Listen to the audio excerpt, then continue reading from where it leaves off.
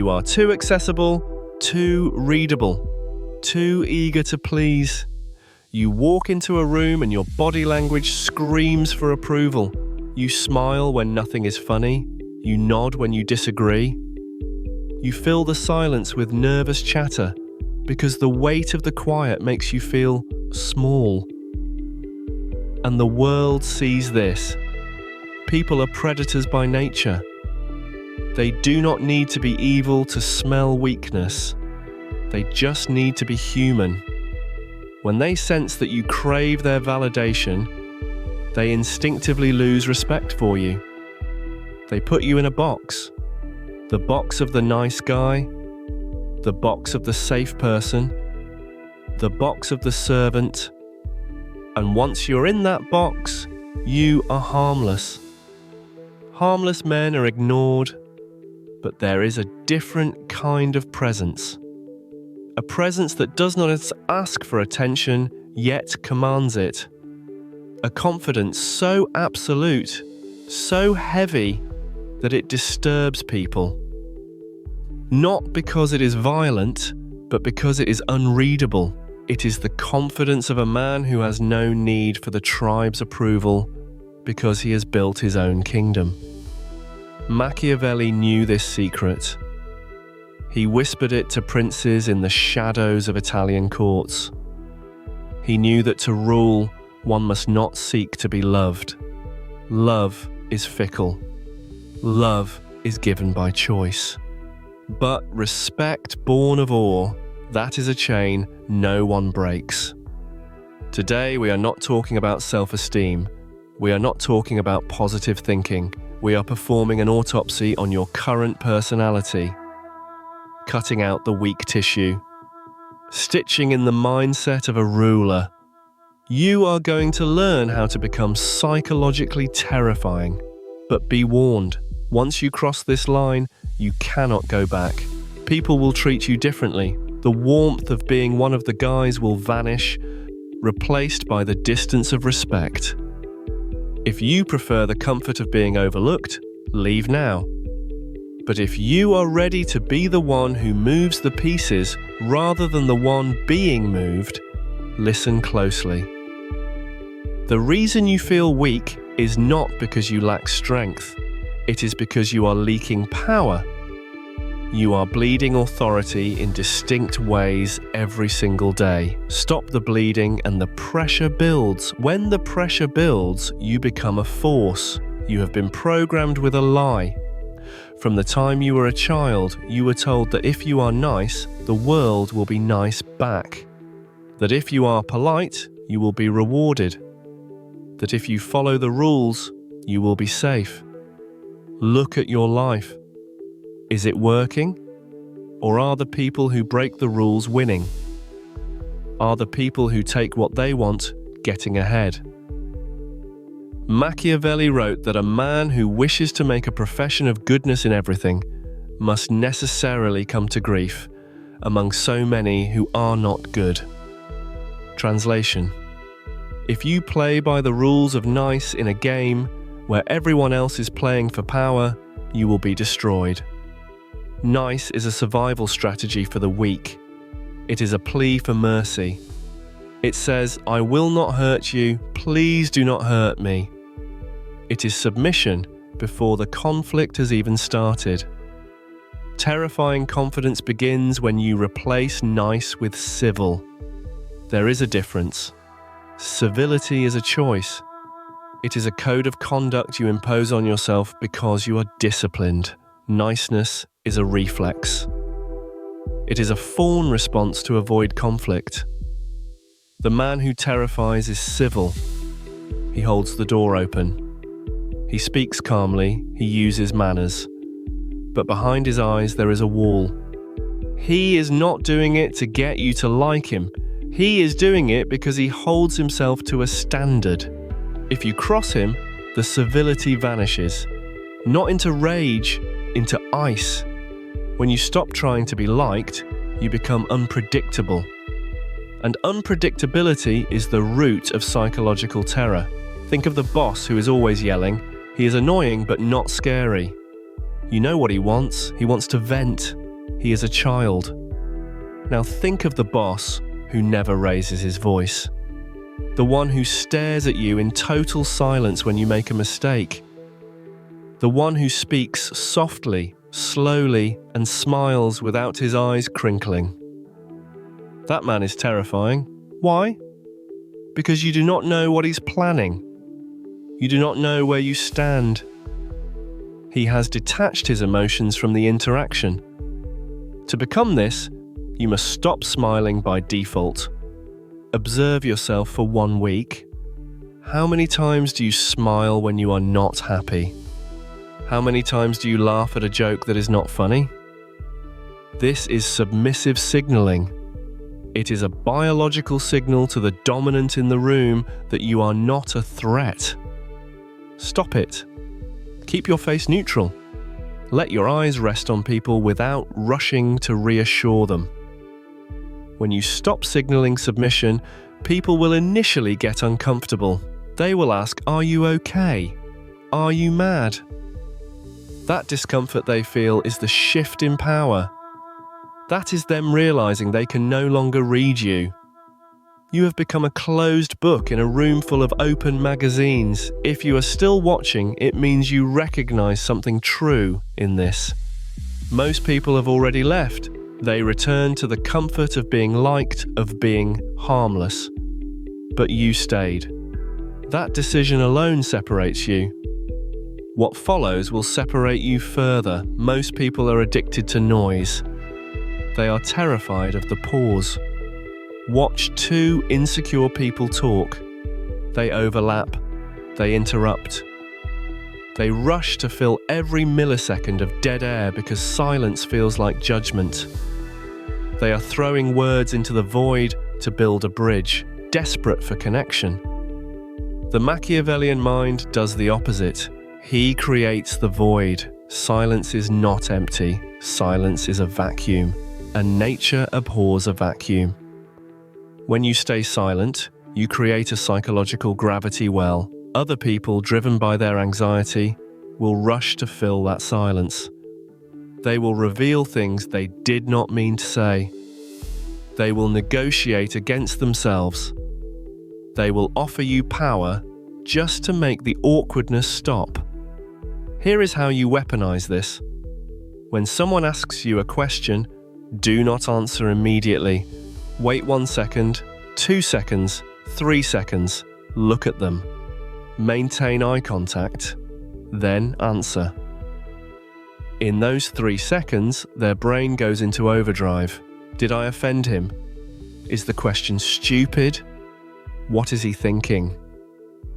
You have destabilized their certainty before you have uttered a single word. When you do speak, speak slower. Fast talking is a sign of anxiety. It signals that you are afraid you will be interrupted or that you do not think your time is valuable enough to claim. Slow talking signals that you expect to be heard. It signals that you have nowhere else you would rather be and no one you fear. Imagine a king issuing a decree. Does he rush? Does he stumble? No. He speaks as if the world waits for his punctuation. If you are interrupted, do not raise your voice. Do not get angry. Simply stop. Stop talking completely. Keep your eyes on the person who interrupted you. Let the silence hang. Let the room feel the rudeness of their interruption. Usually they will stumble, apologize, or trail off. Then you continue at the exact same volume from the exact same spot. You did not fight for the floor. You simply showed them that you own it. The golden calf is external validation. It is the idol you worship every time you check your phone for likes, every time you fish for a compliment, every time you explain yourself to someone who does not matter. You cannot have terrifying confidence if you are addicted to approval. If I can control your self-esteem by giving you a compliment, I own you. If I can destroy your day by giving you an insult, I own you. You are a puppet, and your emotions are the strings. To terrify, you must cut the strings. You must reach a point of emotional zero. This does not mean you are a robot. It means your self-perception is an internal fortress. It is closed to the public. If someone calls you a genius, you think I know what I am. If someone calls you a fool, you think I know what I am. Neither statement moves the needle. When you meet someone who does not need you to like them, it is disturbing. We are used to the social barter system. I validate you, you validate me. When you opt out of that transaction, you become a glitch in the matrix. People will try harder to impress you. They will try to provoke you to get a reaction. And this is the test. When you are challenged, when you are insulted, your instinct is to defend, to explain, to fight back. Do not. Defense implies that the attack hurt. Explanation implies that the accuser has the authority to judge you. Instead, use the agree and amplify or the bored stare.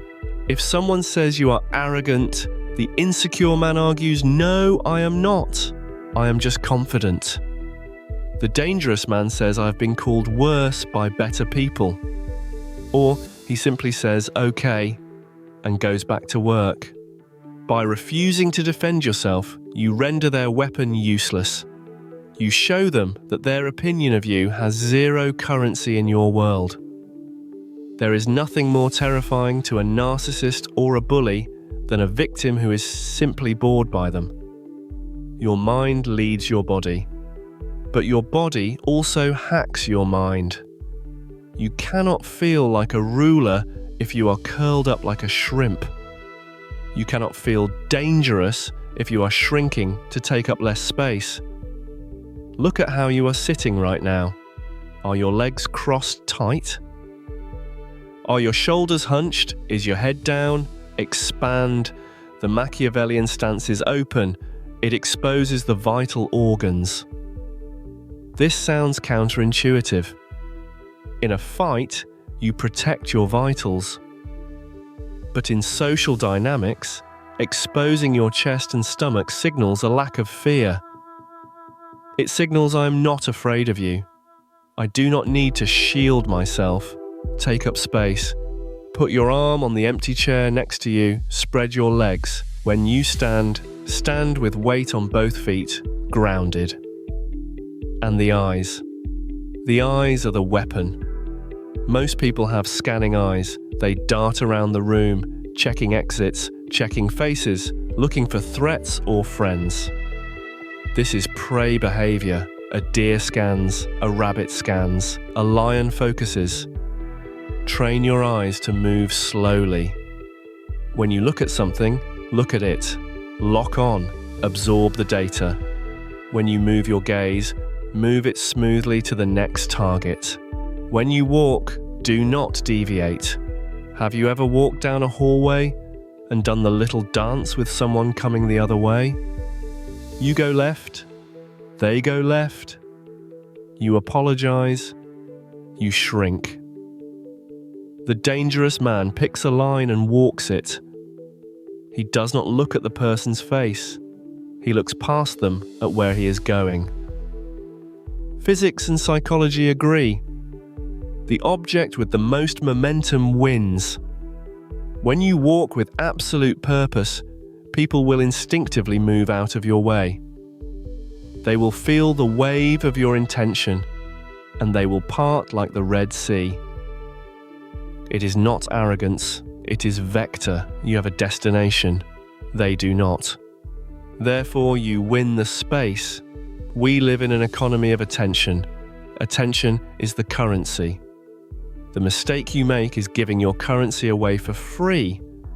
You are always available. You answer texts instantly. You say yes to every invite. You stay late at parties even when you are bored. Supply and demand. If you are always there, your value is zero. Machiavelli advised the prince to be seen, but to keep his distance. Familiarity breeds contempt. If you want to terrify people with your importance, you must become scarce. You must be willing to walk away. In every negotiation, in every relationship, in every interaction, the person who is most willing to walk away holds 100% of the power. If you're afraid to lose the girl, she owns you. If you are afraid to lose the job, the boss owns you. If you are afraid to lose the friend owns you. You must practice the art of the exit. Leave the party while it is still fun. Leave the conversation while it is still interesting. Hang up the phone first. Create an incomplete loop in their minds. When you leave before they are done with you, you create a hunger. They wonder, where is he going? What is he doing? Is he meeting someone better? You become a mystery, and mystery is the breeding ground of attraction and fear. Do not explain your absence. I have to go. Why? I have things to do. That is enough. The weak man gives an itinerary. Oh, I have to go feed my cat and then catch up on laundry. Boring, mundane, human. The dangerous man just vanishes into his purpose. This applies to your emotional availability too. Do not dump your trauma on people you just met. Do not tell everyone your weaknesses. Keep your cards against your chest. In a world of oversharing, the man who keeps his secrets is the man who holds the cards. Everything we have discussed so far, posture, silence, withdrawal, these are the tactics. But tactics without foundation are just manipulation. And eventually, manipulation collapses. To be truly confident, to be truly terrifying, you must be dangerous. And I do not mean physically violent, though being physically fit helps. I mean, you must be competent. You must be good at what you do. Machiavelli did not just tell the prince to act like a king. He told him to study war, to study history, to understand the terrain. If you are incompetent, your silence is not mysterious. It is confusing. Your staring is not intense. It is creepy. You need to build a stack of proof. Your brain is not stupid. It knows if you're a loser. You can look in the mirror and say affirmations all day, but if you have not achieved anything, your brain will whisper, "You're a liar." Confidence comes from the undeniable evidence of your own capability. It comes from doing hard things. It comes from keeping promises to yourself. When you know that you can solve the problem, you do not need to panic. The surgeon does not panic when the patient bleeds. He goes to work. He is calm because he is competent. If you want to terrify people, become the best in the room at something. It could be your job. It could be your ability to listen. It could be your ability to analyze a situation. When you speak, you must be right, or at least you must be thoughtful. Machiavelli warned that a prince who relies on the advice of others is easily overthrown. You must have your own mind. You must read. You must think. You must challenge your own biases. When you combine high competence with high silence, you become a monolith. People know that when you do speak, it will be the solution. They look to you in a crisis.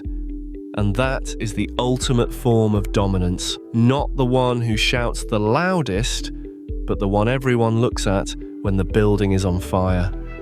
Here is the final hurdle. The one that trips everyone up. You are afraid of being the bad guy. You are afraid that if you set a boundary, people will call you selfish. You are afraid that if you say no, people will call you rude. You are afraid that if you succeed, people will call you arrogant. Let them. To be a ruler of your own life, you must accept that in someone else's story, you will be the villain.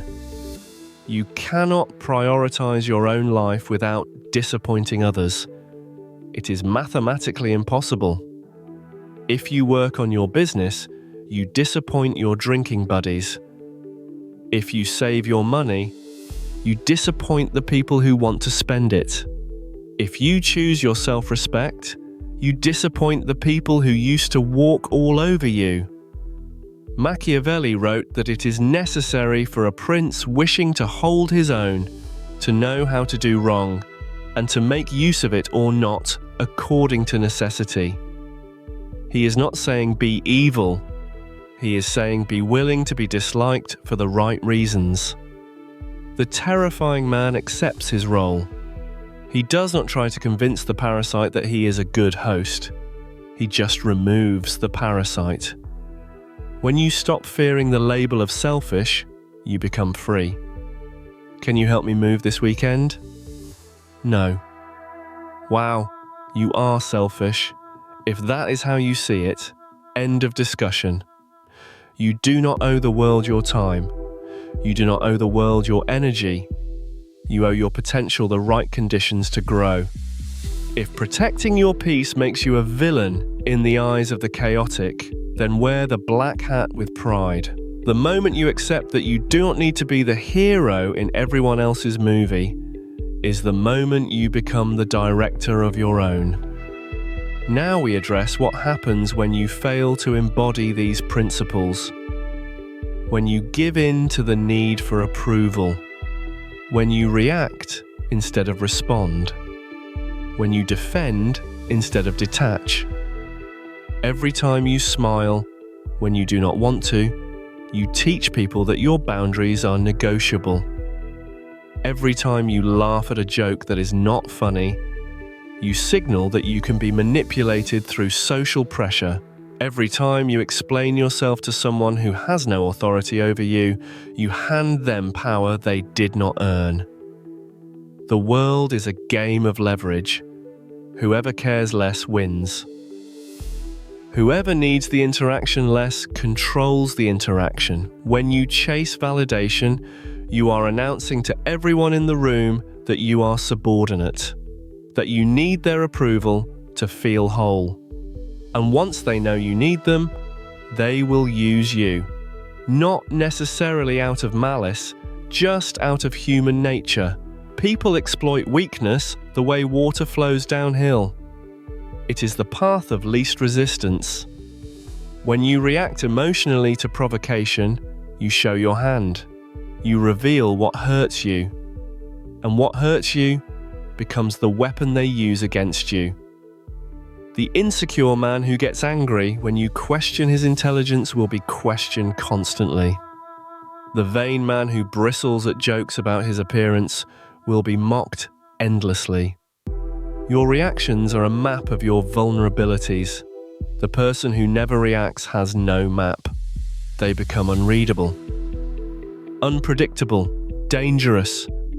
Furthermore, emotional reactions drain your energy. Anger is expensive. Anxiety is expensive. Shame is expensive. Every time you engage emotionally with someone who does not deserve your energy, you are paying a tax you cannot afford. The confident man conserves his energy. He does not waste it defending his ego or proving his worth. He knows his worth. It is internal. It is non-negotiable. And therefore it does not require external validation or defense. When you stop reacting, you start observing. And observation is power. You see patterns. You see motivations, you see the puppet strings that control those around you, and once you see the strings, you can choose whether to cut them or pull them yourself. Most people will never reach this level. They are too afraid of the silence, too afraid of being misunderstood, too afraid of being alone. They would rather be liked and weak than respected and isolated. But you have made it this far, which means you are different. You have felt the weight of being powerless. You have felt the sting of being dismissed. And you have decided that you would rather be feared than overlooked.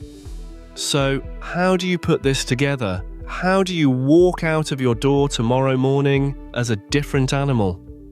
You do not do it all at once. You do it by shifting the geometry of your interactions. Tomorrow, walk slower. Tomorrow, wait 3 seconds before answering any question. Tomorrow, do not smile unless you genuinely feel joy. Tomorrow, do not apologize for taking up space. You will feel resistance. Your inner nice guy, that servant who has been running your life for years, will scream. He will say they hate us. We are being weird. Fix it. Let him scream. Watch him die. It will feel cold at first. The air around you will change. People will stop patting you on the back and start looking you in the eye. The banter will stop and the respect will start. You will realize that the terror you inspire is not fear of physical harm. It is the fear of the unknown. It is the awe of seeing a human being who is fully, unapologetically sovereign. Most people are fragmented. They are pieces of their parents, pieces of their trauma, pieces of society. When they see a whole man, a unified mind, it shakes them. It reminds them of everything they are not. That is the power of the outlier. You are not here to blend in. You are here to become a landmark, a rigid, immovable object in a river of drifting debris.